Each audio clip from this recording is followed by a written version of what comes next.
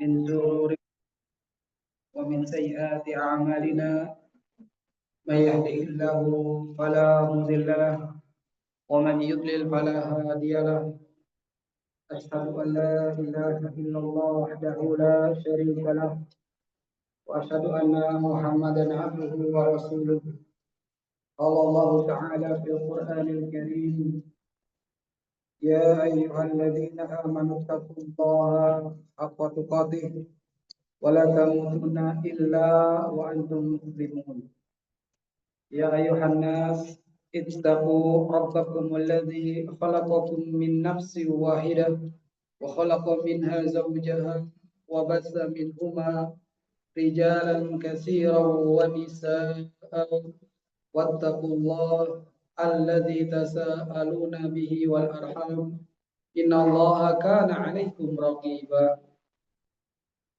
أما بعد فإن أصدق الحديث كتاب الله وخير الهدي هدي محمد صلى الله عليه وسلم وشر الأمور محدثاتها فإن كل محدثة بدعة وكل بدعة ضلالة وكل ضلالة في النار أو كما قال رسول الله صلى الله عليه وسلم. Umahat fillah, azani Allah wa iyyakunna. Hari ini Rabu dan kita sudah berada di bulan Rabiul Akhir tahun 1447 Hijriah. Kurang lebih atau lebih kurang bulan Ramadan yang dinanti sekitar 5 bulan. Maka kita banyak-banyak berdoa untuk bisa mencapai bulan yang mulia tersebut, di mana bulan yang penuh keistimewaan, bulan yang kita hati menjadi bahagia. Kita akan lanjutkan kajian kitab Ad-Da' wad-Dawa, penyakit dan obat, atau Al-Jawabul Kafi liman sa'ala anid dawa'i syafi. Jawaban yang cukup bagi siapa saja yang bertanya tentang suatu obat penyembuh. Buah karya Imam Ibnu Qayyim Al-Jauziyah rahimahullahu ta'ala. Pertemuan hari ini kita akan melanjutkan suatu fasal yang penting buat kehidupan kita, yaitu auham fid du'a. Kesalahan persepsi dalam berdoa. Dan ini merupakan perkara kedua sebagai penyempurna kebahagiaan hidup seseorang, di mana sebelumnya adanya ma'rifah, pengetahuan tentang perkara yang baik dan perkara yang buruk. Maka setelah pengetahuan harus ada follow up, harus ada bagaimana kita menggapainya.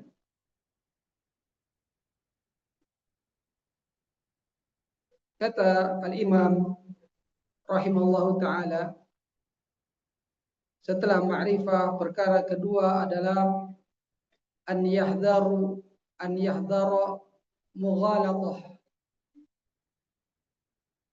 nafsuhu ala hadhihi al-asbab. Perkara kedua, sebagai penyempurna kebahagiaan hidup seseorang, hendaknya dia waspada. Waspada terhadap apa? Terhadap penipuan dirinya sendiri, terhadap sebab-sebab kebahagiaan ini. Di antara sebab kebahagiaan seseorang adanya ampunan Allah Subhanahu wa taala. Namun tidak sedikit seseorang yang salah sangka, yang salah bersikap,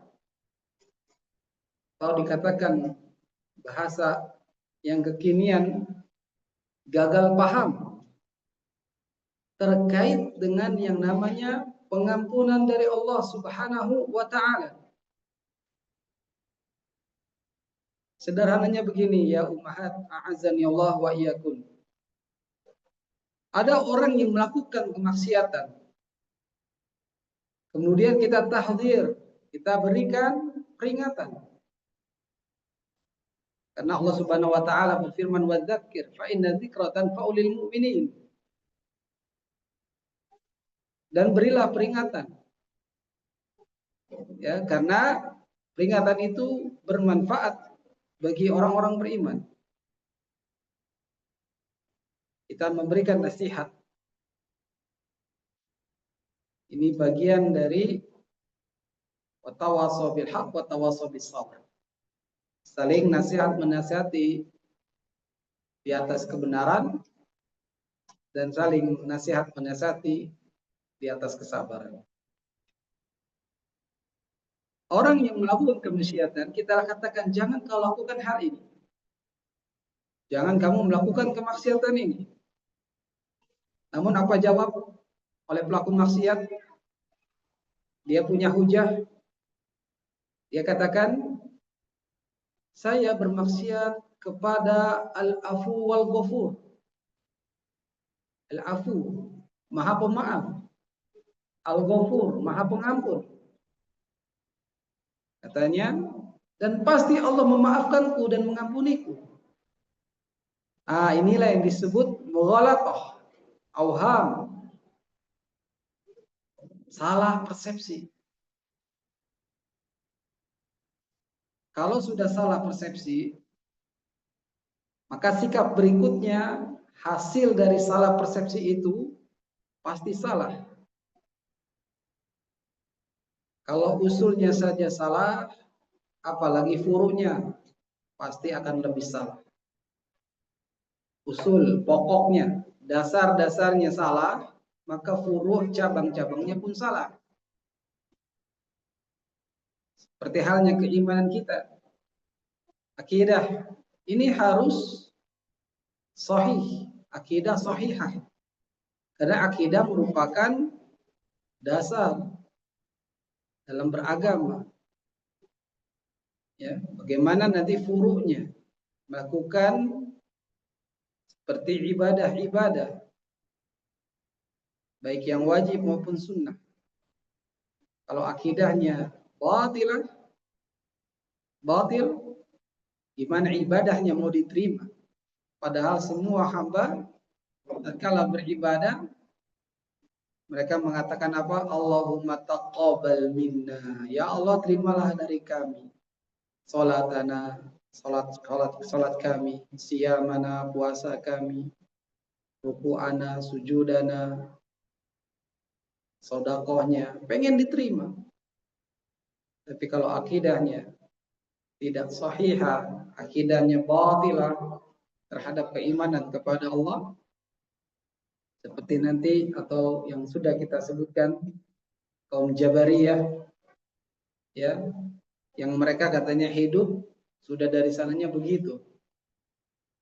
Saya melakukan zina ini ya karena memang takdir Allah.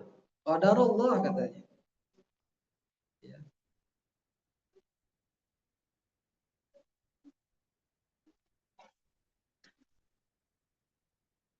Kemudian Al-Imam mengatakan fa'innal 'abda ya'rifu anal ma'siyata wal ghuflah. Karena seorang hamba yang mengetahui bahwasanya kemaksiatan dan kelalaian, maksiat wal ghuflah, minal asbabil mudirrah lah. Maksiat dan lalai adalah sebab-sebab yang membahayakan. pada dirinya fi dunyahu wa akhirahu. Di dunianya wa dunya wa akhirah, dan akhiratnya labud wa labuda, dan itu pasti. Lihat dua hal ini, kemaksiatan dan kelalaian, perlu kita garis bawahi.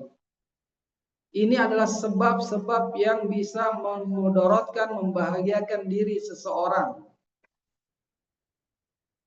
Kalau dilihat dari zatnya, maksiat itu sudah jelas perbuatan yang Allah murkai.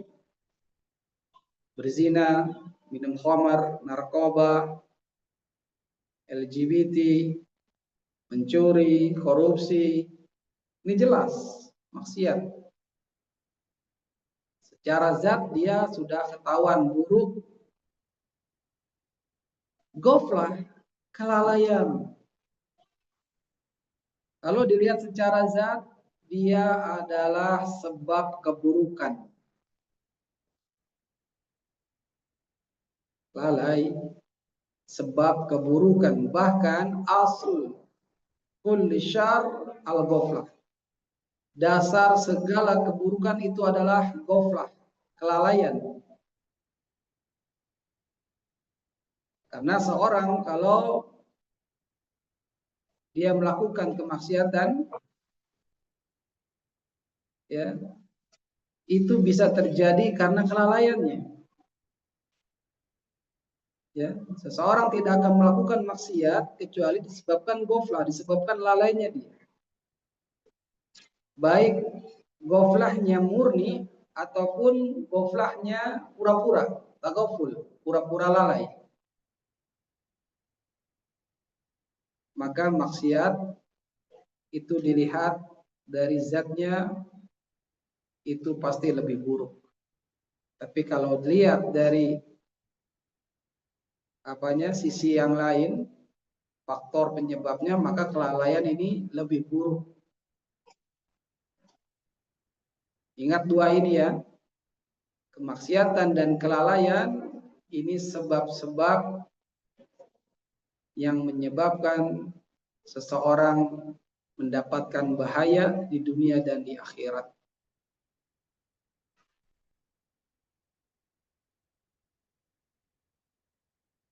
Dua-duanya buruk, namun perlu kita sangat-sangat waspadai.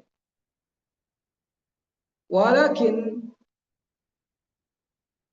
taghalidhah nafsuhu, tughalidhuhu nafsuhu.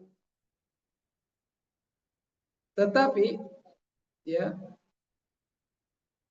disinilah terjadinya salah persepsi yang akan membuat dirinya salah. Dan Al-Imam menyebutkan beberapa di antaranya ya, sampai beberapa halaman di kitab aslinya. Yang pertama itu bilinkali ala afwillah wa maghfiratihi taratan. Ini yang pertama. Dirinya menipu sendiri dengan bersandar pada ampunan Allah dan rahmatnya. Taratan, kadang-kadang.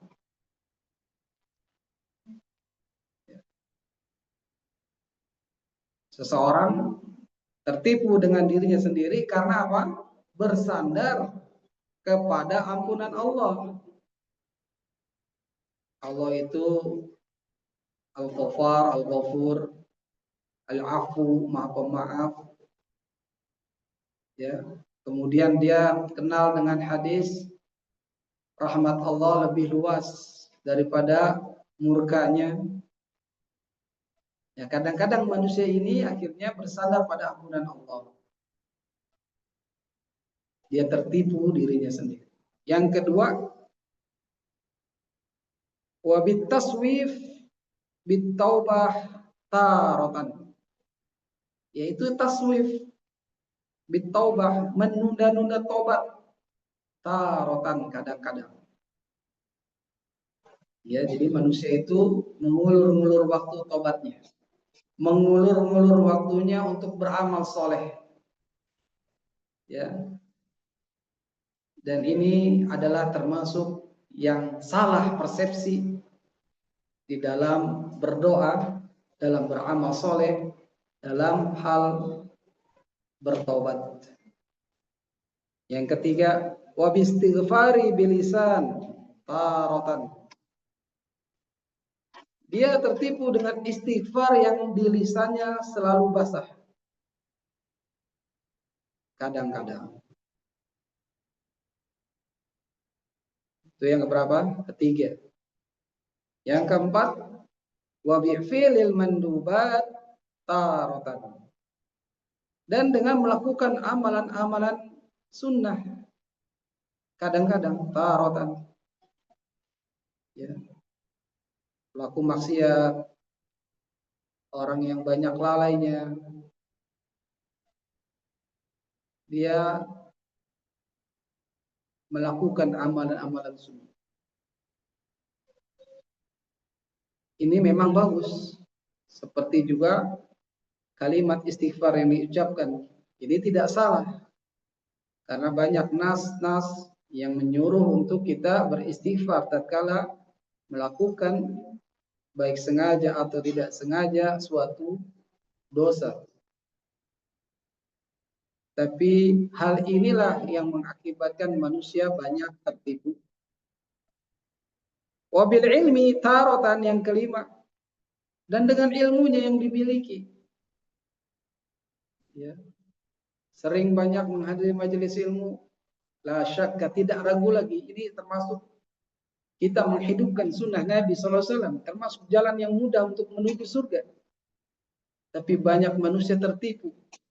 Saya sudah menghadiri majelis ini, saya sudah menghadiri majelis itu, saya sudah menghadirkan majelis ustadz ini, ustadz itu, syekh ini dan syekh itu. Tapi hati-hati, jangan sampai menjadi orang yang tertipu dan salah persepsi. Yang keenam, wabil ihtijaj bil qadar taratan.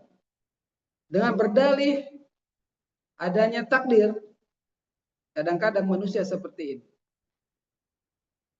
Ya, seseorang yang perangainya buruk, akhlaknya tidak bagus terhadap orang tuanya sendiri, suka meninggikan suaranya, ya, tapi nggak berusaha untuk dia men-setting suaranya kalau bicara dengan orang tua, kalau bicara dengan guru, ya, dia memanggilnya pun dengan panggilan yang kasar. Dia beralasan sudah takdirnya saya itu begini. Ya. Pelaku maksiat juga begitu. Saya mabok ini, minum khamar, saya ini bernarkoba, narkoba, itu karena emang sudah takdir katanya. Qadarullah katanya. Dengan mudahnya mengucapkan hal itu. Dan ini adalah termasuk kaum Jabariyah. Ya. Yang dia mengimani takdir, kalau melakukan keburukan ya sudah dari sananya. Sudah dari Allah katanya. Jadi melakukan kemaksiatan katanya sudah takdir. Dengan tidak ada usaha dirinya untuk menjauhi kemaksiatan. Kemudian yang ketujuh, wabil ihtijaj bil asbah wan nadhair taratan. Ada yang mereka berdalih dengan analogi dan kemiripan. Kadang-kadang. Kalau yang hal ini pembahasan masalah usul fikih ya. Kalau dalam hal usul fikih para ulama ya yang lebih detail terhadap dalil-dalil nas-nas dari Al-Qur'an maupun dari As-Sunnah.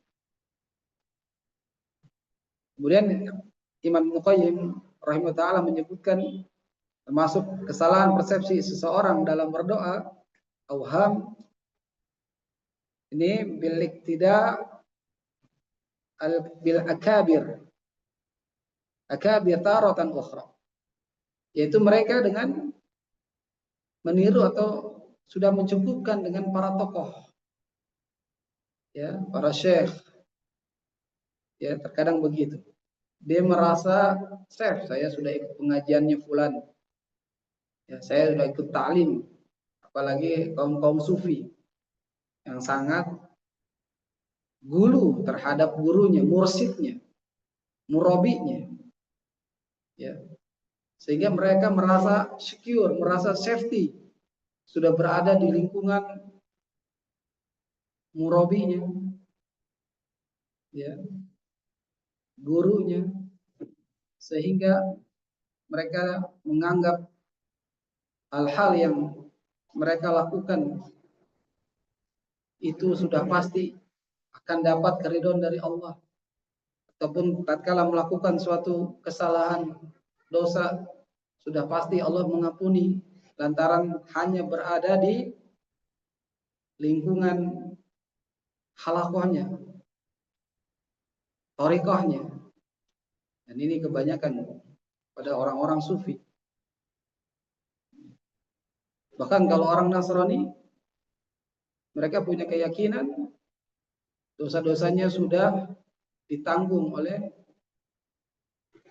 Yesus. Ya, sudah ada penebusan dosa. Bahkan di sektenya yang Katolik, kalau melakukan dosa harus membayar sekian-sekian, dosanya sudah hapus. Dan ini adalah kebatilan, kesalahan di dalam berakidah. Maka ikhwah ummahat fillah azani Allah wa iyyakum, kalau kita perhatikan diri kita masing-masing, maka jangan sampai salah persepsi dan merasa aman terhadap diri kita masing-masing. Misalnya seseorang yang mengucapkan astagfirullah, maka hilanglah bekas dosa-dosa, ya, dan selesailah masalah begitu saja. Ya, maka ini jangan sampai demikian sudah terbebas. Ya, ingat bahwasanya adanya iqab, adanya hukuman-hukuman dari Allah Subhanahu wa taala, azab yang pedih, yang kita harus punya rasa khauf yang tinggi terhadap ancaman dari Allah Subhanahu wa taala. Kurang lebihnya seperti ini yang kita sampaikan pada pertemuan terakhir.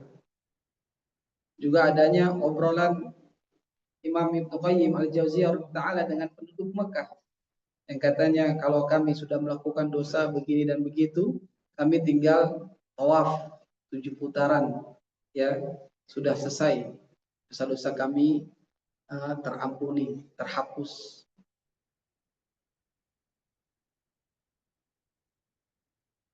Inilah yang diantara apa yang mereka katakan, ya, dengan bermudah-mudah terhadap nas-nas atau ayat-ayat di dalam Al-Quran yang mereka menjadi sandaran harapannya. Baik, kita lanjutkan.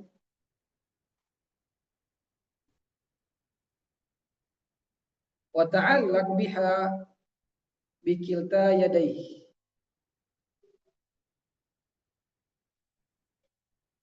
Ada yang berpegang teguh pada kedua tangannya.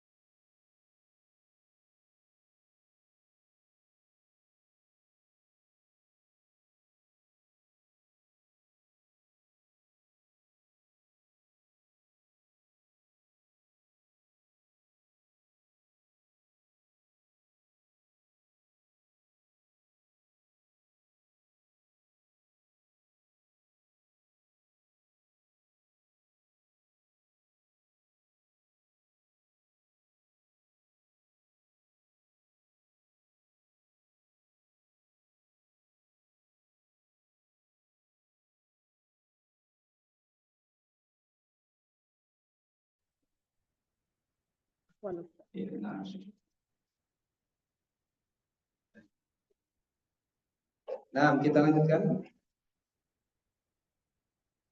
sampai mana tadi? Sampai ada orang yang menyuruh untuk berbuat dosa. Ya, dan dia berharap karena tempat kembalimu kepada Rob yang Maha Pemurah, Rob yang Maha Pengampun. Udah biarin saja kerja di sini, padahal kerjanya tidak Allah ridhoi. Itu kalau maksiat yang jelas dosa ya. Tapi ada pelaku bid'ah yang menganggap itu adalah ibadah. Ya, karena setan lebih suka dengan pelaku bid'ah daripada pelaku maksiat. Kenapa? Karena pelaku bid'ah menganggap bid'ahnya itu ibadah dan terus akan diamalkan. Padahal itu juga adalah perusak agama. Ya, kalau pelaku maksiat ini kebanyakan orang sadar dan menuju tobat itu peluangnya besar. Dia mengakuinya. Ada ucapan yang lain. Wa qaulul akhar at-tanazuh min adh-dhunubi jahlun bi sa'ati afwillah. Menjauhi dosa adalah kebodohan terhadap luasnya ampunan Allah. Nah, ini ucapan yang lain. Mengipas-ngipasi orang yang tidak pernah melakukan kemaksiatan. Ya, ayo ikut konser musik. Ya, pemuda-pemuda diajak demikian. Mengikuti gaya hidup bebas. Apalagi di momen-momen tertentu hari ini. Ya, mereka misalnya di bulan Februari adanya Valentine Days. Ya, didukung lagi dengan produk-produk makanan coklat dihiasi dengan malah disisipi dengan alat-alat yang sangat tidak bermanfaat ya, menjijikan. Ya. Mereka ingin mendakwahkan, mengajak kepada kemaksiatan. Ya, zina. Katanya menjauhi dosa adalah kebodohan terhadap luasnya ampunan Allah. Padahal yang bodoh adalah yang mengatakan seperti itu. Wa qaulul akhar, ada yang mengatakan yang lainnya, tarku dzunub, meninggalkan dosa, jur'atun ala maghfiratillah, tindakan lancang terhadap ampunan Allah, wastisghar laha, dan meremehkannya. Ini perkataan yang sangat batil. Meninggalkan dosa adalah tindakan lancang terhadap ampunan Allah dan meremehkannya. Jadi seolah-olah mereka tuh menyuruh kepada dosa. Wa qala Abu Muhammad ibn Hazm, Muhammad bin Hazm berkata rahimahullah taala, ra'aitu ba'da haula'i yaqul fi du'a'i. Aku melihat salah satu dari mereka berdoa, Allahumma inni a'udzubika minal ismah. Ya Allah, aku berlindung kepadamu dari terjaga dari dosa, yang dimaksud ismah.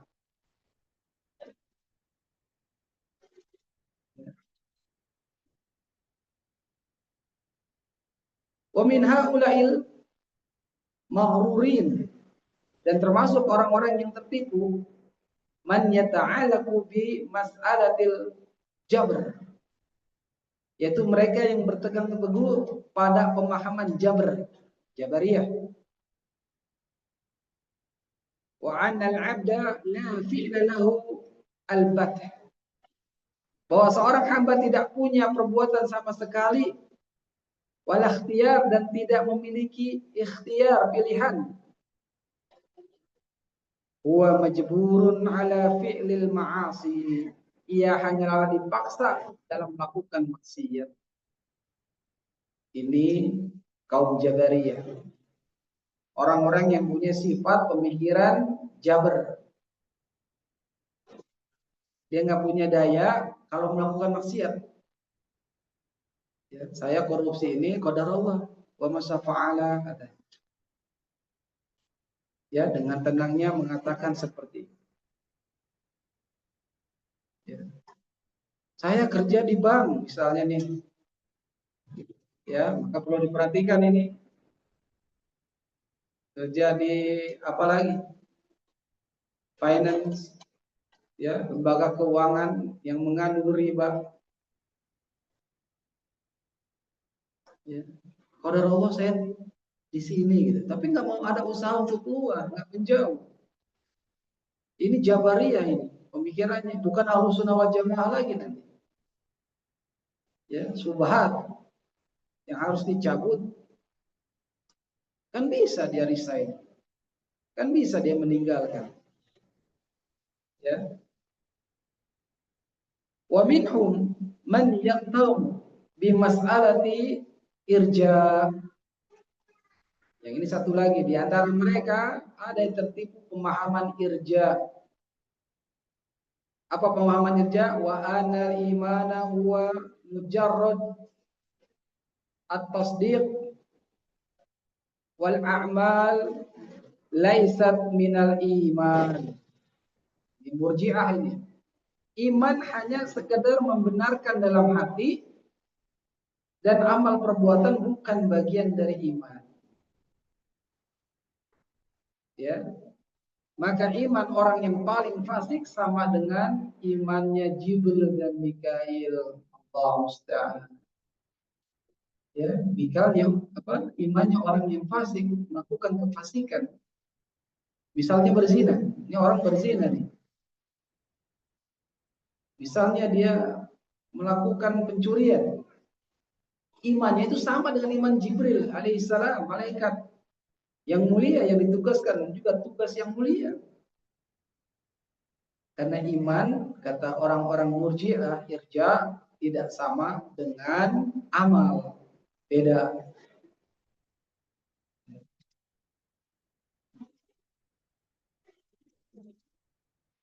Jabariyah, Murji'ah. Wa minhum man yaktar bi mahabbatil fuqara wal masyayikh was salihin. Dan di antara mereka ada yang tertipu dengan mencintai para fakir, mencintai syekh guru-gurunya, mencintai orang-orang soleh, wa kasrati taraddudi ila kuburihim, lalu sering berziarah ke kuburan mereka, ya, merendahkan diri kepada mereka, meminta syafaat melalui mereka, wa tawassul ila Allah bihim, bertawassul kepada Allah melalui mereka, wasu'ali, dan mereka memohon padanya. Ini banyak yang terjadi. Makanya dibukalah namanya wisata religi.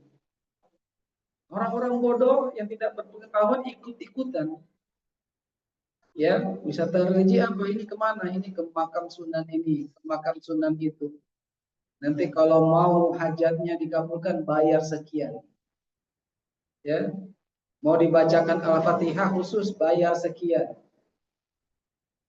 Ya, dibohongi, dan kebanyakan yang terjadi di negeri kita ini, ya mohon maaf aja, ya sebagian yang disebut para habaib, Habib-habib yang menjual kisah-kisah ini. Kuburiyun yang sukanya beribadah dekat kuburan para wali katanya.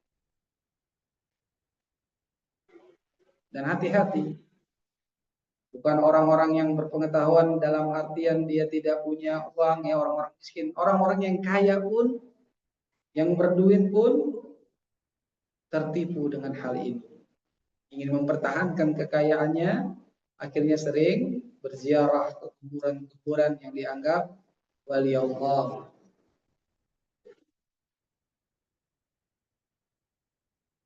Wa minhum man yaktar bi fahmi fasid. Di antara mereka ada yang tertipu dengan pemahaman yang rusak. Fahimahu huwa wa adrabuhu min nususil Quran wa sunnah. Di antara mereka ada yang tertipu dengan pemahaman yang rusak yang ia sendiri dan orang-orang yang sejenisnya paham dari nas-nas Al-Quran dan As-Sunnah. Fatakilu alaih, maka mereka bersandar. Nah, ini hati-hati. Ya. Mereka paham terhadap nas Al-Quran, mereka paham terhadap hadis-hadis Nabi, lalu mereka bersandar padanya. Seperti bersandarnya sebagian mereka dengan firman Allah Ta'ala, wala sawfa yu'tika rabbuka fatarda. Ya, surat Ad-Duha. Ya, wala sawfa yu'tika rabbuka fatarda. Dan sungguh Rabbmu akan memberimu, maka engkau akan ridho. Kalau mereka mengatakan, wa huwa la yarda an yakuna finnar ahadun min ummatihi. Dan dia, maksudnya siapa? Nabi kita Muhammad sallallahu alaihi wasallam. Mereka mengatakan, wa huwa la yarda, dan dia Muhammad sallallahu alaihi wasallam tidak akan ridho an yakuna finnar ahadun, kalau ada seorang pun dari umatnya berada di neraka.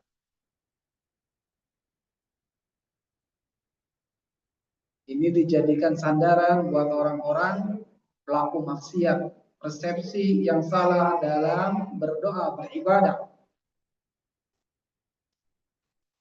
Dia yakin sekali bahwa Nabi Muhammad tidak akan ridho kalau umatnya masuk neraka. Benar. Kalau itu memang demikian, tapi bukan berarti untuk melanggar apa yang Allah tidak ridhoi atau melakukan dosa-dosa. Wahada min akbahil jahal. Ini adalah seburuk-buruknya kebodohan. Wa abyanal kadhib alaih, kedustaan yang paling nyata terhadap beliau sallallahu alaihi wasallam. Fa innahu yarda bima yarda bihi rabbah. Karena sesungguhnya Nabi Muhammad SAW ridho terhadap apa yang diridhoi oleh Allah Azza wa Jalla. Wallahu ta'ala yurdihi ta'dzibul zullamah. Dan Allah Subhanahu wa taala meridhoi untuk Nabi SAW yaitu disiksanya, ta'dzib zulmah, orang-orang yang melakukan kezaliman. Wal khawanah, orang-orang yang pengkhianat. Wal fusaqah, orang-orang yang fasik.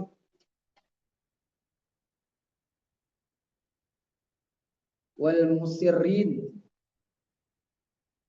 alal kabair, ya ini orang-orang yang terus melakukan dosa-dosa besar. Jadi Allah ridho kepada Nabi SAW disiksanya orang-orang yang zalim, terus melakukan dosa-dosa besar. Kabair. Karena ini ada buku yang bagus. Ini Al-Kabair, ya, dosa-dosa besar. Imam Az-Zahabi rahimahullah ta'ala. Itu sudah banyak diterjemahkan. Bahkan para ulama menganjurkan untuk ini jadi buat kajian. Kabair. Mana termasuk dosa-dosa besar. Ya, yang ternyata mungkin saja di antara manusia banyak yang melakukan kabair. Dan tentunya yang paling besar adalah kesyirikan. Fahasya Rasulullah sallallahu alaihi wasallam, maka mustahil Rasulullah sallallahu alaihi wasallam an la yarda bima yarda bihi rabbah, tidak meridhoi apa yang diridhoi oleh Allah Subhanahu wa taala. Ketika li ba'dihim ala qauli ta'ala, seperti bersandarnya sebagian mereka pada firman Allah, Innallaha yaghfiru dzunuba jami'a. Sesungguhnya Allah Subhanahu wa taala mengampuni semua dosa. Dan ini merupakan suatu kebodohan yang paling bodoh juga. Fa inna syirka dakhilun fi hadhil ayat. Karena sesungguhnya syirik masuk ke dalam ayat ini. Fa innahu ra'su dzunub wa asasuha. Dan syirik itu adalah pokok dan induknya dosa. Syirikan. Wala khilafa anna hadhil ayat fi haqqit ta'ibin. Dan tidak ada perbedaan perselisihan bahwa ayat ini ditujukan bagi orang-orang yang bertobat.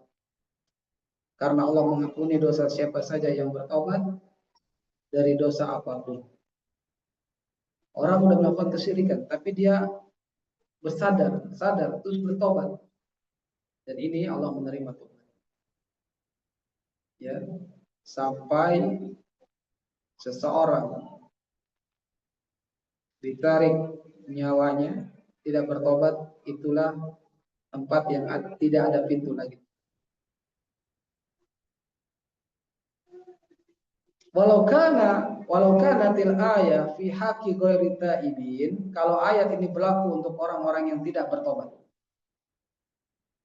La batalat nususul wa'idi kulluha, maka seluruh nas-nas ancaman azab akan batal. Wa ahadits ikhraju qaumin minal muwahhidin minan nar bisyafa'ah, dan juga hadis-hadis tentang dikeluarkannya sebagian kaum yang bertauhid dari neraka melalui syafaat. Wahada innama utiya sahibuhu min qilah ilmihi wa fahmihi. Dan ini hanya datang dari pelakunya karena sedikitnya ilmu dan pemahaman. Allah Subhanahu wa taala mengumumkan dan melepaskan ya dalam firman-Nya dalam surat Az-Zumar ayat 53. Maka ketahuilah umat fillah azani Allah wa iyakuna, bahwa yang dimaksud adalah orang-orang yang bertobat. Ya, maka perlu diketahui bahwa yang dimaksud dengan orang-orang yang tobat dalam surat An-Nisa khususnya, yaitu An-Nisa ayat 48, Innallaha la yaghfiru ay yushraka bihi wa yaghfiru ma duna dzalika liman yasha. Ya, sesungguhnya Allah tidak akan mengampuni dosa syirik dan mengampuni selain itu bagi siapa yang Dia kehendaki. Maka Allah Subhanahu wa taala mengabarkan bahwa Dia tidak mengampuni dosa syirik dan bahwa Dia mengampuni selain itu. Ya, tapi maksudnya apa? Kalau orang yang melakukan kesyirikan, ya, tapi dia masih bertobat, ya, dan itu Allah Subhanahu wa taala menerima tobatnya. Ya. Maksudnya kalau sampai mati dia nggak bertobat dalam kesyirikannya, yaitu tidak diampuni.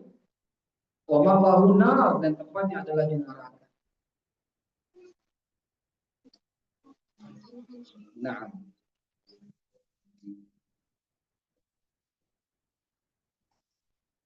baik. Anda lewati beberapa kaul dari Syekh dari Al-Imam Qayyim tentang kebodohan orang yang dalam memahami nas-nas Al-Quran ataupun hadis.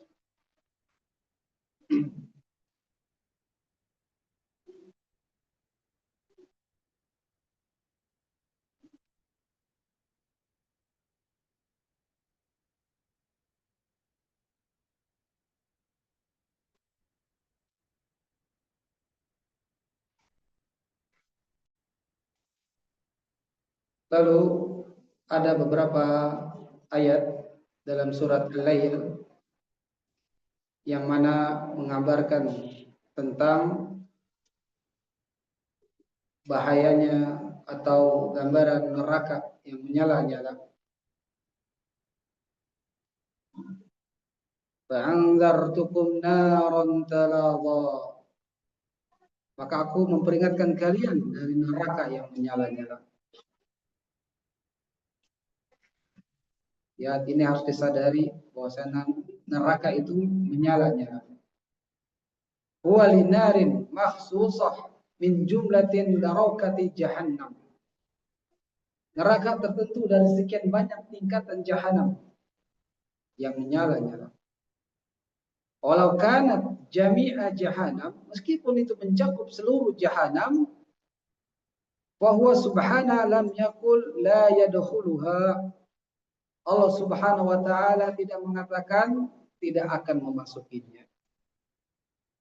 Bal qala la yaslaha illa ashqa, tapi Allah mengatakan tidak akan terbakar di dalamnya kecuali orang yang paling celaka.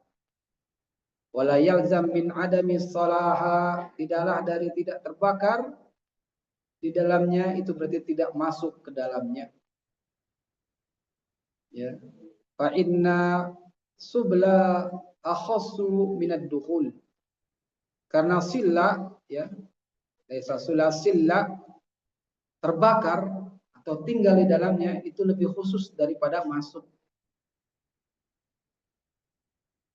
Wa nafyu al-akhas la yastalzam nafyu al-a'am. Meniadakan sesuatu yang khusus tidak otomatis meniadakan yang umum. Jadi ingat, ya, atau sila terbakar atau tinggal di dalamnya, maksudnya tinggal di dalam neraka itu lebih khusus daripada dukhul, memasuki. Dan ini adalah nas-nas yang mematahkan punggung para ahli bid'ah yang gemar mengkafirkan. Siapa ahli bid'ah yang gemar mengkafirkan? Di antaranya adalah Khawarij. Ya, dan Nabi Shallallahu Alaihi Wasallam telah mewanti-wanti tentang golongan ini. Ya, mereka golongan yang lebih bagus ibadahnya dibandingkan kita gitu. Ahlussunnah. Ya, tapi bacaan Al-Quran mereka tidak melewati kerongkongan mereka. Mudah mengkafirkan. Dan hati-hati, tidak sedikit dari jamaah-jamaah pengajian yang membahas tentang takfir, pengkafiran, mereka dengan mudah mengkafirkan orang Islam. Dan kita ini yang mengaji jangan sampai demikian, kafirkan pelaku bid'ah, ya, orang yang melakukan apa, misalnya Maulid Nabi, perkara-perkara bid'ah yang lain, maka ini tidak boleh mengkafirkan. Ya. Alladzina la yajiduna anha mahraban siwa ar-rad wal inkar, yang tidak menemukan jalan keluar darinya selain dengan bantahan dan pengingkaran. Atau ta'wil wa tahrif, ya, atau ta'wil dan penyelewengan. Tsumma inna hadzal mubtar, kemudian sesungguhnya orang yang tertipu ini, lau ta'ammal al-ayat, jika ia merenungkan ayat setelahnya, la'alahum annahu ghairu dakhil fiha, niscaya ia akan mengetahui bahwa ia tidak termasuk di dalamnya. Ya, maksudnya apa? Maksudnya orang-orang yang tertipu kalau merenungkan ayat-ayat tadi, maksudnya ayat-ayat yang neraka menyala-nyala itu, ya, ia akan mengetahui bahwa ia tidak termasuk di dalamnya. Jangan tertipu. Ya, harus ada khauf, takut kalau kita ada di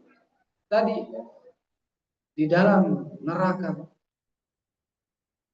Ini harus ditimbulkan di rasa kita. Rasa apa? Khauf, takut akan bisa masuk atau bahkan di dalam itu terbakar neraka. Ini timbulkan sehingga akhirnya akan menjauhi apa? Kemaksiatan.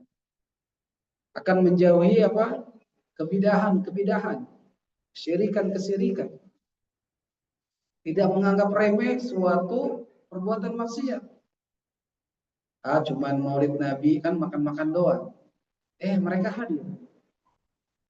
Ya, padahal kalau dilihat sekarang betapa jauhnya orang-orang yang melakukan ke Maulid Nabi, ini masih Rabiul Awal ya, Rabiul Akhir ini bulan-bulan yang banyak sekali kaum muslimin yang tanpa ilmu merayakan Maulid Nabi, bahkan sudah lebih parah dari sebelum-sebelum. Bahkan ada subat-subat. Dulunya ustadz ya, ustadz. Ya masih sekarang mungkin masih ustadz juga. Maksudnya dulu dengan pemahaman salafi yang sahih. Ya, tapi entah terpengaruh dengan lingkungan keluarga, terpengaruh dengan mungkin dia belajar lagi di mana gitu. Akhirnya sekarang Maulid Nabi itu ikhtilaf ulama. Silakan yang mau ikut, silakan. Yang tidak ya tidak, jangan mengganggu. Akhirnya tidak memberi hukum yang pasti. Padahal jumhur ulama jelas Maulid Nabi adalah bid'atun, dhalalatun. Bid'ah yang sesat, terancam neraka pelakunya. Ini perlu diwaspadai. Karena lingkungan itu mempengaruhi seseorang. Teman hidup itu mempengaruhi, ya, keluarga, istri dan suami, suami dan istri, ya, saling mempengaruhi. Tapi harus dengan yang al-haq, kebenaran. Ya, suaminya misalnya, ya, belum pergi ke majelis ilmu yang sahih gitu, yang bermanhaj salafi, maka terus tetap didoakan dan diajak. Ya, tetap didoakan dan diajak. Karena termasuk bagian dari watawassaw bil haq watawassaw bis sabr. Saling mewasiatkan berpesan di atas kebenaran dan saling mewasiatkan berpesan di atas kesabaran.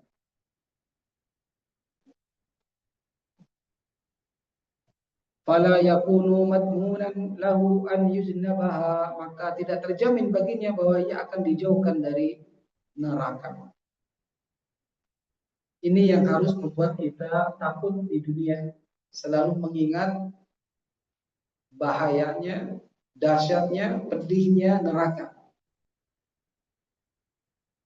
Jangan merasa nyaman, jangan merasa aman, ya, dari ancaman-ancaman Allah sehingga bermudah-mudah untuk melakukan kemaksiatan. Wa amma qauluhu, adapun firman Allah Subhanahu wa taala mengenai neraka dalam surat Al-Baqarah ayat 24, uiddat lil kafirin. Apa artinya? Yang disediakan bagi orang-orang kafir, atau untuk orang-orang kafir. Faqad qala fil jannah, dan Allah juga berfirman tentang jannah, surga, uiddat lil muttaqin, yang dipersiapkan, yang disediakan bagi orang-orang yang bertakwa. Neraka spesial buat orang kafir, jannah spesial buat orang-orang bertakwa. Wala yunafi ihdanun nar lil kafirin an yadkhulaha al-fusaq wa dhulmah. Dan ini tidak bertentangan penyediaan neraka bagi orang kafir dengan fakta bahwa para pendosa dan orang zalim juga dapat memasukinya. Ya, jadi uidat lil kafirin, neraka itu memang sudah pasti orang kafir, tapi tidak menutup kemungkinan bagi pendosa dan orang zalim ini bisa memasuki. Dan juga tidak menafikan tentang dipersiapkannya surga buat orang-orang bertakwa untuk memasukinya. Man fi qalbihi adna misqala dzarrah,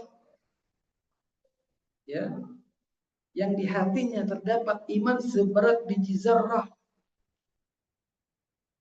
Ada keimanan seberat biji zarrah, sekalipun ia tidak pernah melakukan kebaikan sama sekali. Selama hidupnya maksiat, selama hidupnya bid'ah, selama hidupnya syirik. Oh, syiriknya diampuni ya.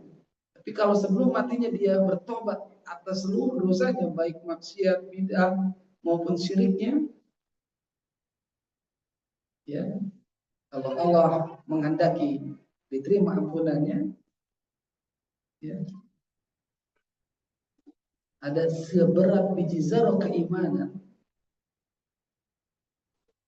itu pun surga bisa menerimanya. Walaupun firman Allah katanya apa tadi? Uiddat lil muttaqin. Lihat, seberat biji zarah dari keimanan. Kecil sekali itu bijinya. Bahkan lebih kecil dari atom. Ya.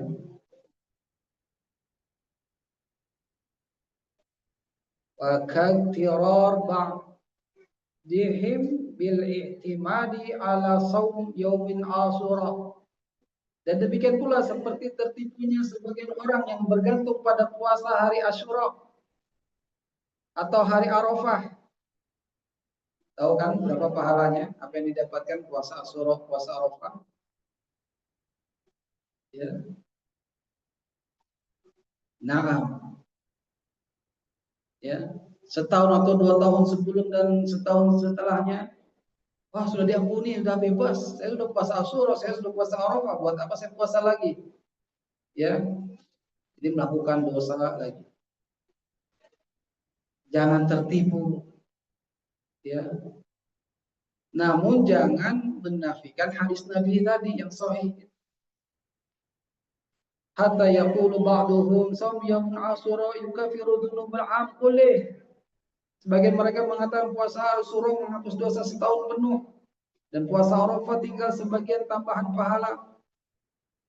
Walam yadr hadal muhtar an siyam Ramadan was salawatil khams a'azam wa ajal min siyam yaum Arafah wa yaum Asyura. Dan orang yang tertipu ini tidak tahu bahwa puasa Ramadan dan sholat 5 waktu itu lebih agung, a'zam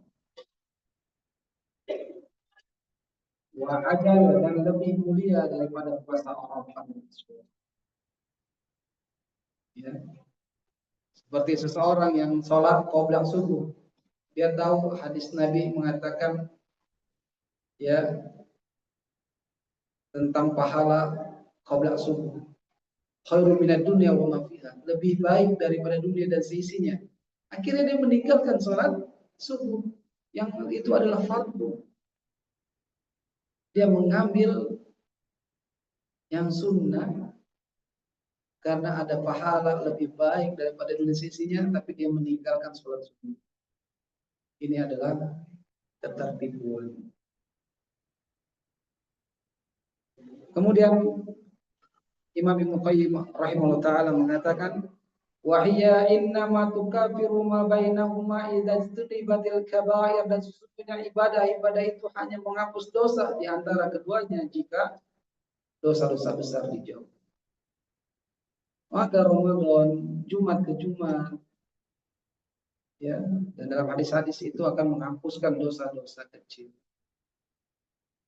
Ya, tapi tidak bisa menghapuskan dosa-dosa besar. Dosa-dosa kecil dihapusi selama dia meninggalkan dosa-dosa besar. Nah, bagaimana mungkin puasa sunnah sehari bisa menghapus dosa besar yang dilakukan hamba, sementara dia tetap bersikukuh melakukannya dan tidak bertobat dari dulu, tertipu. Ya, hada mahalun, ini mustahil. Meskipun demikian ya ikhwah, akhwat, azani Allah wa iyyakunna, tidak mustahil jika puasa Arafah dan Asyura menjadi penghapus seluruh dosa setahun ini secara umum. Tetap dilakukan. Wa yakuna min nususil wa'di allati laha syurutun wa mawani', dan termasuk dari nas-nas janji yang memiliki syarat dan penghalang. Dan sikap bersikukuh pada dosa besar menjadi penghalang dari penghapusan dosa tersebut. Ya. Maka ingat ya, Ramadan ketemu Ramadan, sholat 5 waktu yang kita kerjakan, ya, zuhur ketemu asar, asar ketemu maghrib, maghrib ketemu isya, isya ketemu subuh. Ya, jika disertai dengan menjauhi dosa besar, itu akan saling membantu dan bekerjasama dalam menghapus dosa-dosa kecil. Ya, diingatkan diingatkan dengan namanya salat 5 waktu ini.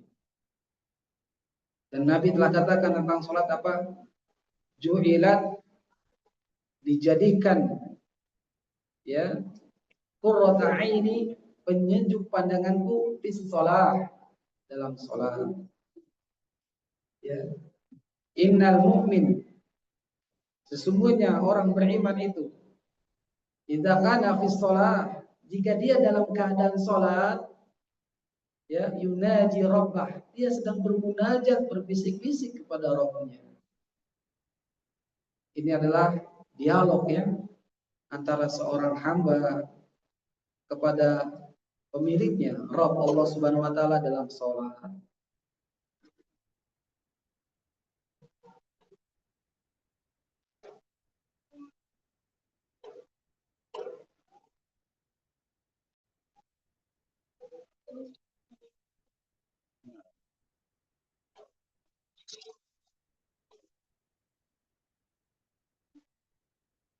Baik,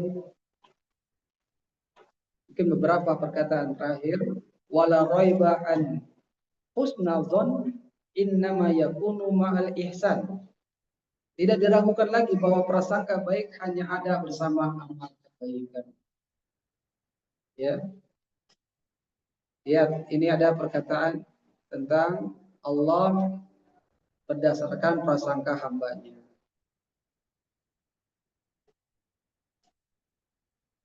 Fa'inal muhsin hasanuz zan bi rabbih an yujaziyahu ala ihsani. Karena orang yang berbuat baik akan berprasangka baik kepada Rabbnya, bahwa dia Allah Azza wa Jalla akan membalas kebaikannya, tidak mengingkari janjinya dan menerima taubatnya. Wa amal musi, adapun orang yang berbuat buruk, al musir alal kabair, terus menerus dalam dosa besar, wa zulm, dan terus menerus melakukan kezaliman, wal mukhalafat, sering melakukan mukhalafat, pelanggaran-pelanggaran, fa inna wahsyatal ma'asi, maka rasa asing itu jauh dari Allah akibat maksiat, akibat kezaliman, akibat keharaman, itu selalu menghalanginya dari berprasangka baik kepada Allah. Terus dia melakukan dosa, terus dia melakukan kezaliman, melakukan pelanggaran-pelanggaran syariat. Ya, akhirnya terhalangi untuk berprasangka baik kepada Allah. Wa hadza mawjud fil musyahadah, dan ini nyata dan kita bisa saksikan kehidupan. Baik, ayo ikhwah, azani Allah wa iyyakum. Mungkin saya ingin memberikan beberapa faedah ya dari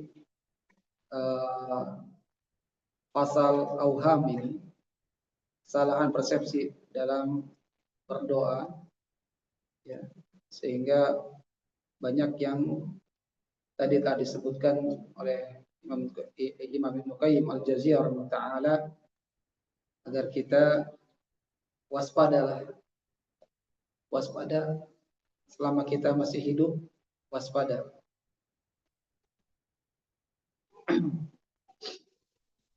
Di antara faedahnya, kita bisa melihat rasa takut para salaf itu lebih besar dari kita. Ya, akhaf an yatrahani finnar. Para salaf seperti Hasan Al-Basri rahimahullah taala, kita tahu dia adalah seorang tabi'in, dan seorang tabi'in itu merupakan termasuk yang kurun terbaik, soleh, tapi tetap takut masuk neraka. Bukan karena ragu akan rahmat Allah, tapi karena merasa belum cukup layak. Maka di antara kita jangan merasa aman dari azab Allah. Kita udah sering ngaji, sering majelis taklim, berkumpul dengan orang-orang soleh, solihah. Ya, keluarga kita juga dimasukkan ke dalam pendidikan yang Islam, bermanhaj salaf. Ya, ingat jangan merasa aman, tetap berwaspada. Ya, semoga ini menjadikan Anda yang berbicara juga demikian. Allahu a'lam bishawab. Selebihnya mungkin bisa dibaca-baca ya untuk kita mengambil faedah yang baik. Allahu a'lam. Karena waktu sudah memasuki waktu penalisan, kita ambil soal jawab. Yang bisa saya jawab, yang tidak saya katakan la. Bismillah Pak Ustadz, bagaimana hukumnya jika dalam berdoa kita menyebutkan ya Allah, Engkau Maha mengetahui isi hati, tanpa menyebutkan keinginan kita secara detail dalam berdoa. Syukran, jazakallahu khairan. Nah, Allah mengetahui apa yang ada di dalam lubuk hati kita, keinginan kita. Di hati yang paling dalam Allah Maha mengetahui karena Dia adalah Al-Alim. Ya, maksud kita di hati tapi belum diucapkan dalam berdoa. Apakah seorang ini bisu? Kalau bisu, Allah sudah mengetahui keinginan orang yang bisu. Ya, karena dia tidak mengucapkan dengan kata-katanya dari lisan dan mulutnya.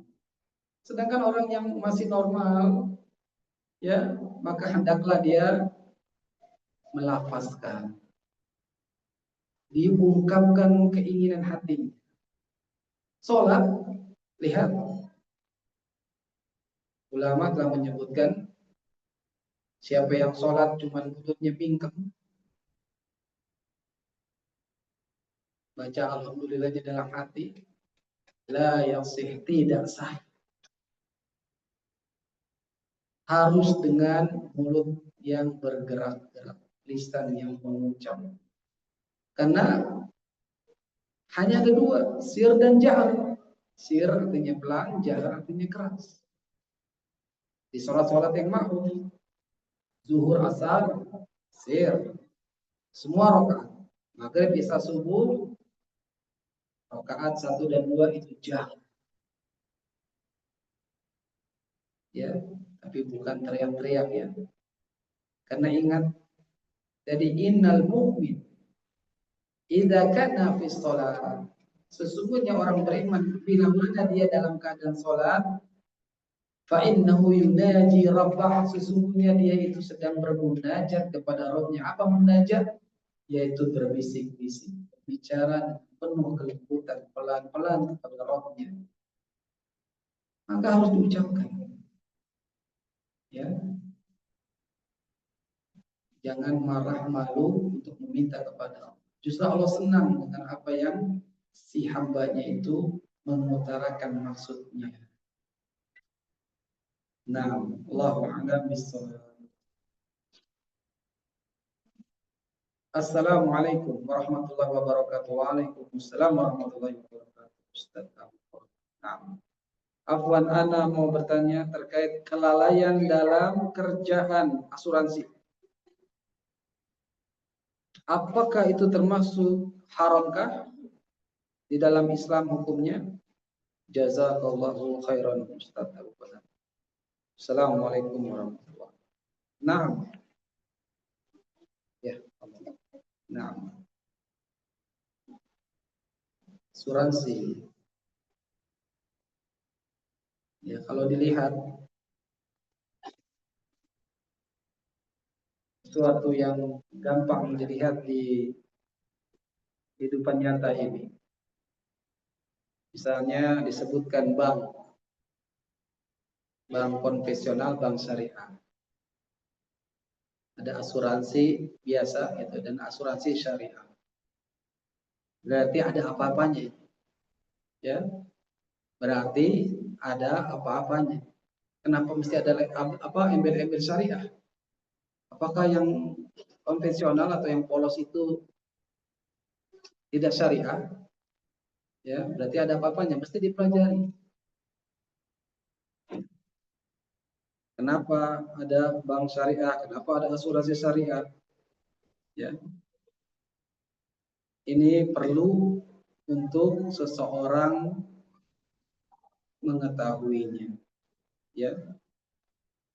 Adapun asuransi tentu ada praktik-praktik di dalamnya yang melanggar syariat. Ya, riba misalnya. Atau siapa yang menjamin ya seorang itu dia bayar preminya ya, tapi nggak terjadi kecelakaan, tapi duitnya nggak dibalikin ya. Apakah itu bukan gharar, bukan penipuan? Sedangkan menipu dalam Islam tidak boleh, dalam syariat tidak boleh. Ya. Maka siapapun yang masih berada di asuransi, ya kerjanya segera bertobat kepada Allah,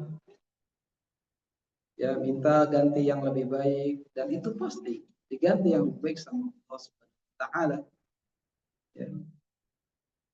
Man taraka syai'an lillah, ya barang siapa meninggalkan sesuatu karena Allah, sesuatunya itu tentu haram ya, maka Allah akan ganti yang lebih baik. Ya, semoga Allah memberikan taufik hidayah. Ya, karena di asuransi itu mengandung boror. Ya, juga adanya perjudian, ya riba di dalamnya. Wa ahalal bai wal haram riba. Allah menghalalkan jual beli dan mengharamkan riba. Ya. Nah, intinya asuransi banyak mengandung pelanggaran syariat, seperti gharar, adanya perjudian, adanya riba. Ya, maka ini enggak sesuai dengan prinsip muamalah Islam. Ya, ingat Islam itu bukan hanya ibadah terhadap Rabbnya, tetapi muamalah antar sesama manusia itu pun diatur oleh syariat. Nah, wabillahi taufik. Wallahu a'lam. Assalamualaikum Ustaz, bagaimana seharusnya kita menakar atau menyikapi rasa roja, harap ya, dan khauf, takut pada diri kita agar kita tetap aman dan tidak tergelincir dalam persepsi-persepsi yang salah dalam berdoa. Karena kadang kita sadar atau tidak disadari kita mengulangi maksiat yang sama. Ya. Perlu berlatih dan tetap istiqomah. Lihat Nabi Shallallahu Alaihi Wasallam di penghujung hidupnya banyak-banyak mengatakan apa yang kita bahas dalam 10 tazkiyatun nafs. Ya muqallibal qulub tsabbit qalbi ala dinik. Ini seorang nabi, seorang rasul yang sudah pasti Allah masukkan ke dalam surga, tetap melafazkan zikir ini. Ya muqallibal qulub. Wahai yang maha membolak-balik hati, tsabbit qalbi, tetapkan kokohkan hatiku ala dinik, di atas agama engkau. Ya, mau ustadz, mau manusia biasa, wajib bagi mereka mengikuti Nabi SAW dalam hal zikir ini. Ya, hari ini kita alhamdulillah lagi naik keimanan kita, bisa bermajelis ilmu, mendengarkan qala Allah, qala Rasulullah, juga mendengarkan ulama menjelaskan tentang hal kedua tersebut, firman Allah dan hadis-hadis Nabi SAW. Ya, Allah yang membolak-balikan hati kita. Nama juga ujian. Hidup di dunia adalah ikhtibar, imtihan, ujian. Ya, kalau ujian maunya apa? Lulus kan?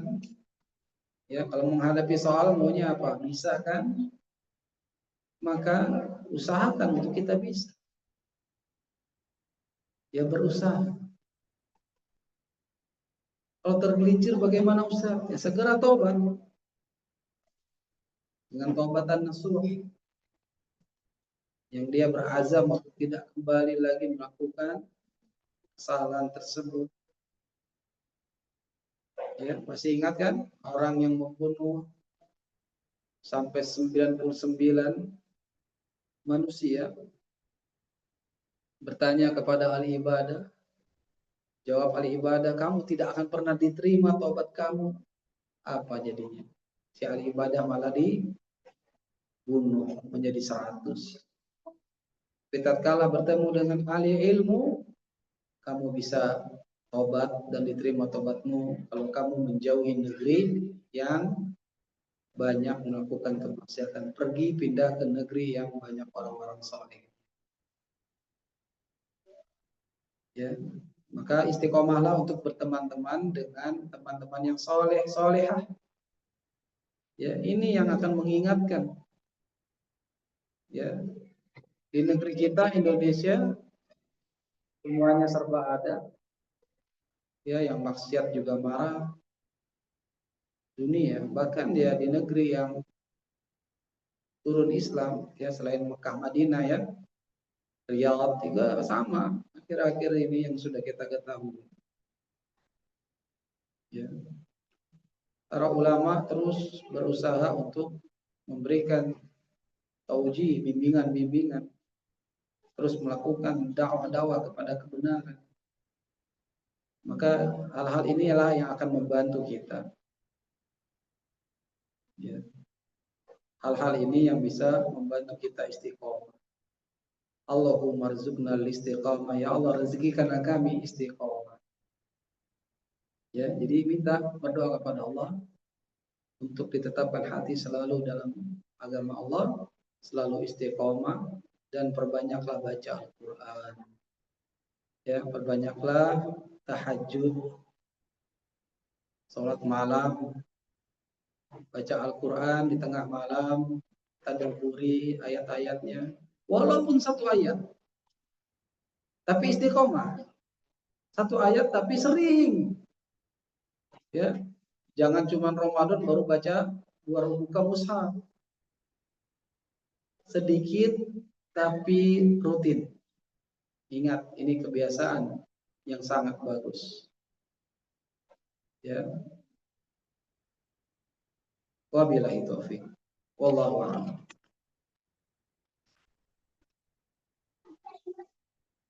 Bismillah, Ustaz, ada 2 hadiah untuk 2 pertanyaan. 1 offline, 1 online.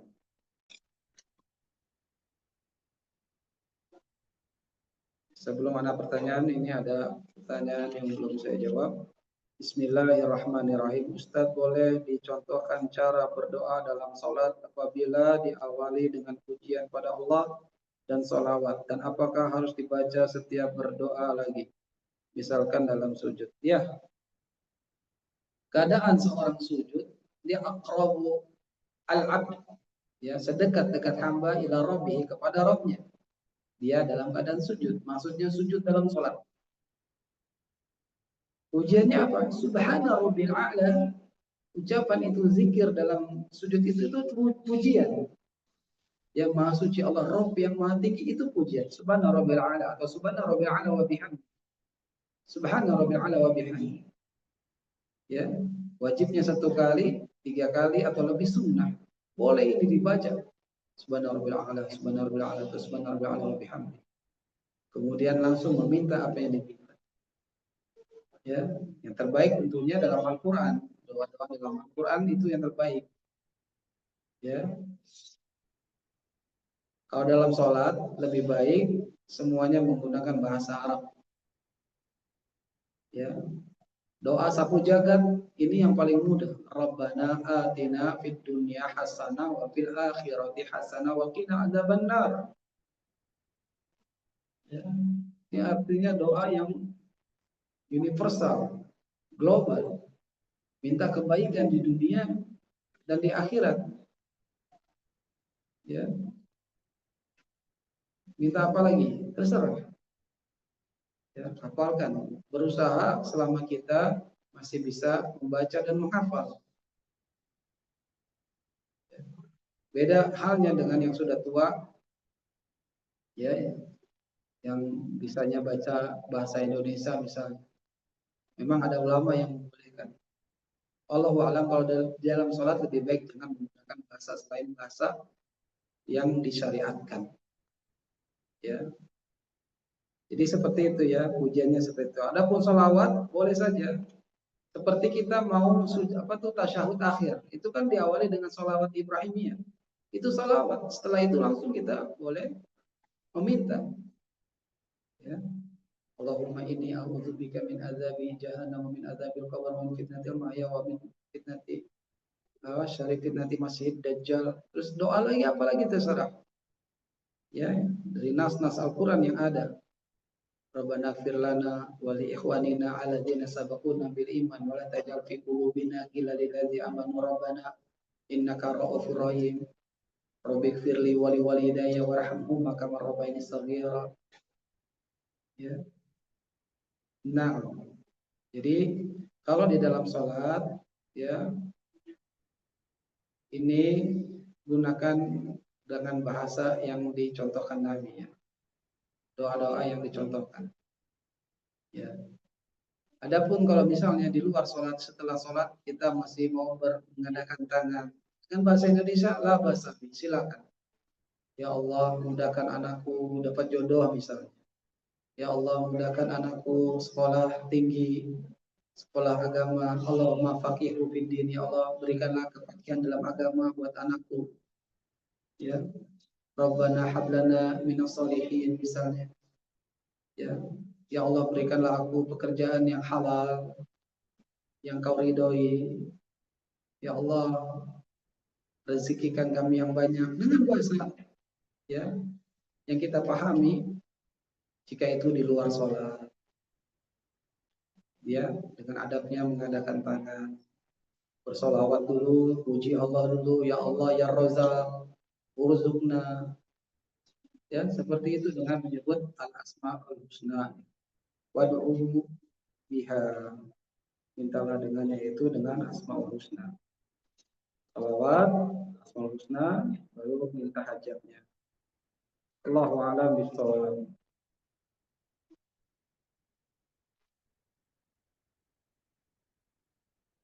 Masalah rojak sama khauf tadi ya, menakar menyikapi rasa rojak dan khauf.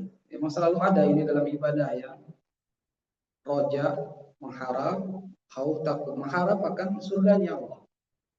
Khauf takut akan ada ancaman azab dari Allah berupa neraka yang pedih.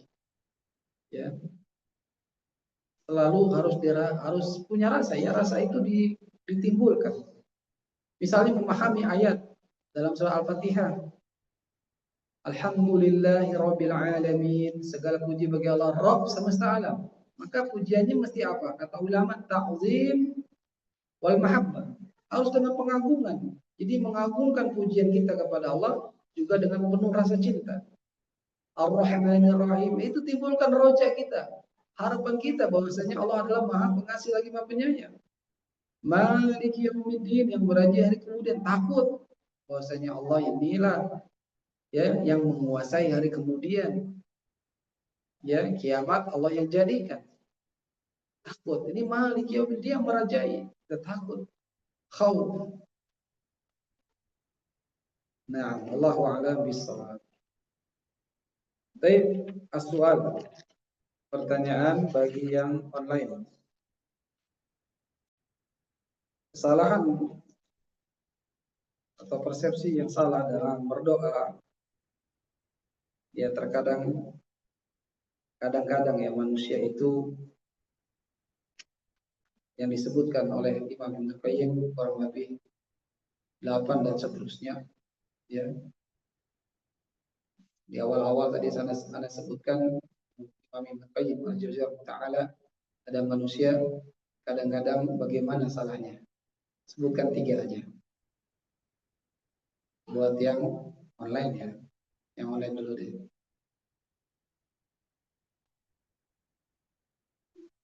Kedengaran nggak yang online?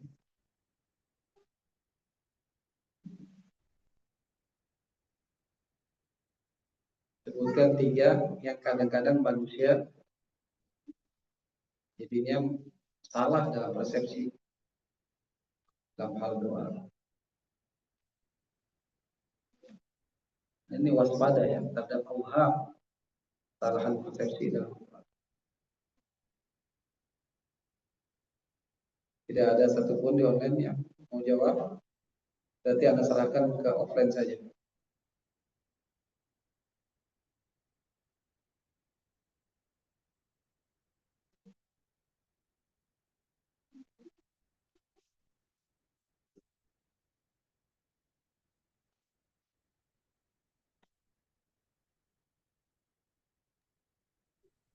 Assalamualaikum. Assalamualaikum Ustadz. Waalaikumsalam. Nah, Yang pertama, ketika kita bersandar terhadap ampunan Allah, sehingga kita sering melakukan kesalahan karena berpikir bahwa ya udah tenang, Allah pasti maha mengampuni kita. Kemudian yang kedua, kita bertenang-tenang diri setelah melakukan maksiat dan menunda taubat kita. Kemudian kita tertipu dengan istighfar yang kita lakukan, padahal kita misalnya ya melakukan hal-hal yang tidak baik juga atau maksiat. Syukran Ustadz. Alhamdulillah. Silakan dikasih hadiah jawabannya tepat. Untuk yang offline, terhadap api neraka yang tadi disebutkan uiddat lil kafirin. Apakah neraka itu pasti akan dimasuki orang-orang kafir, tidak dengan orang-orang yang zalim atau orang-orang yang melakukan kemaksiatan? Mal jawab.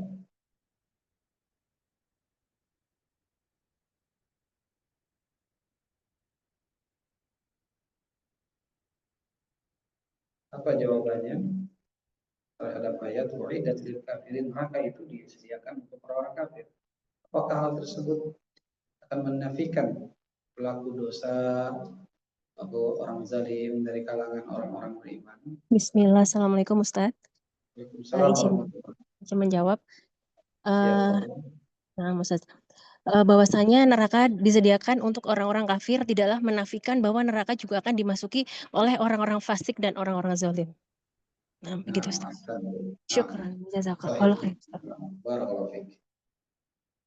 Ya, cukup mungkin memahamilah apa azanillah wa yakum. Insyaallah pada pertemuan berikutnya kita bisa melanjutkan pasal berikutnya, yaitu tentang apa?